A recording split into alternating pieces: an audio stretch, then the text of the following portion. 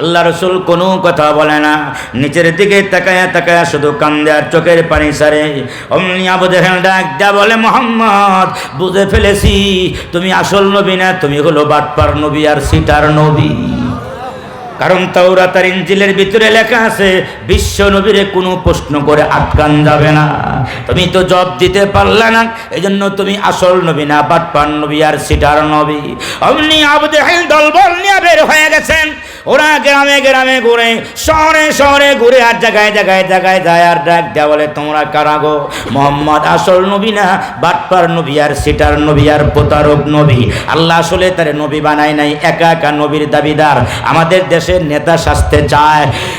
আল্লাহ বিশ্ব নবী রহমাতুল লিল আলামিন একদিন দুই দিন নয়, তাফসীরে কাবীরের ভিতরে আল্লাহ ইমাম ফখরুদ্দীন রাজি রহমাতুল্লাহ আলাইহি লেখেন 15 দিন, 15 ইয়াওমা।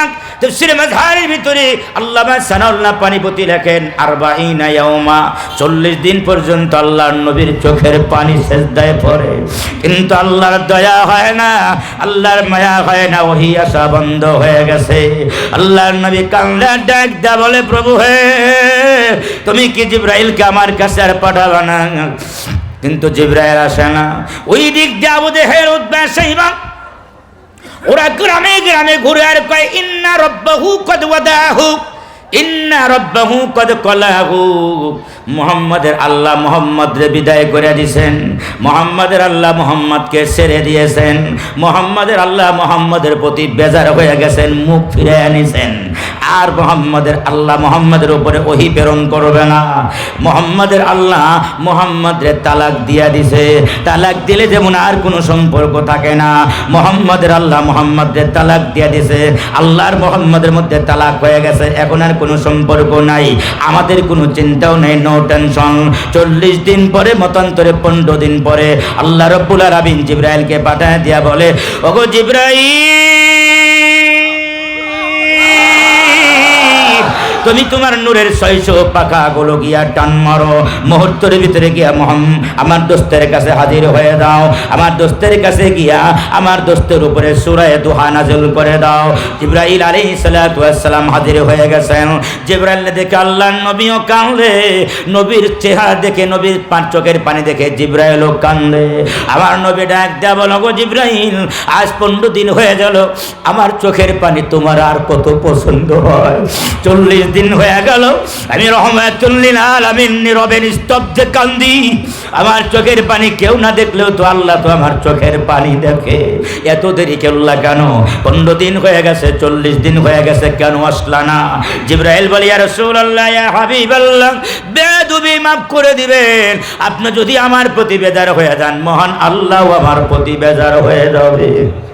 আপনি আমার প্রতি বেজার হয়েন না, আমাকে মাফ করে দেন। ওয়ামা নাতানাজ্জালু ইল্লা বিআমরি রাব্বিক ওয়ালা তাকুলান্না লিশাইইন ইন্নী ফাইলু যালিকা গাদা ইল্লা আইয়াশা আল্লাহ।